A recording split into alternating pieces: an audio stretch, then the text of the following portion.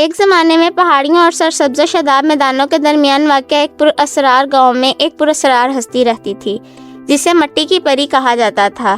لوگوں نے اس کی غیر معمولی خوبصورتی اور زمین کے ساتھ اس کے گہرے تعلق کے بارے میں بات کی۔ ہر رات جب چاند گاؤں کو اپنی چاندنی کی چمک میں نہلاتا تھا، مٹی کی پری ایک قدیم بلوط کے درخت کے نیچے اس کے خفیانہ مکان سے نکلتی تھی۔ اس نے چاندنی کی بہترین دھاگوں سے بنا ہوا گاؤن پہنا ہوا تھا اور اس کے پروں کی چمک صبح کی پہلی کرنوں کی طرح تھی۔ دیہاتی گرچہ کہانیوں سے متوجہ تھے لیکن مٹی کی پری کی رازداری کا احترام کرتے تھے۔ ان کا ماننا تھا کہ اس نے ان کی زمین کو زرخیزی اور فراوانی سے نوازا ہے اور ہر موسم میں وافر فصلوں کو یقینی بنایا ہے۔ تشکر کے طور پر گاؤں والوں نے قدیم بلوط کے درخت کے نیچے تازہ کٹے ہوئے پھلوں اور پھولوں کا نذرانہ چھوڑا۔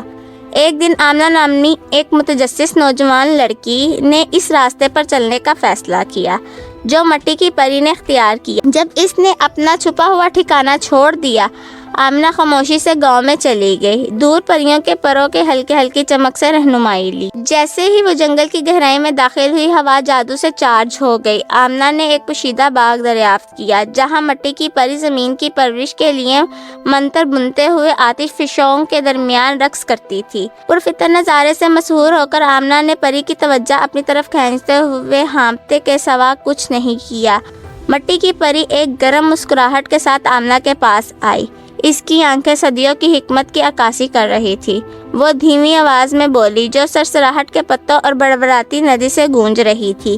پری نے انکشاف کیا کہ لوگوں اور زمین کے درمیان اہم آہنگی کو یقینی بناتے ہوئے کئی نسلوں سے گاؤں کو دیکھا ہے۔ آمنہ کے دل کی پاکیزگی کو چھو کر مٹی کی پری نے اسے جادوئی مٹی کی ایک چھوٹی شیشی پیش کی۔ اس نے وضاحت کی کہ اس جادوئی زمین میں زمین کو ٹھیک کرنے اور ترقی کو فروغ دینے کی طاقت ہے۔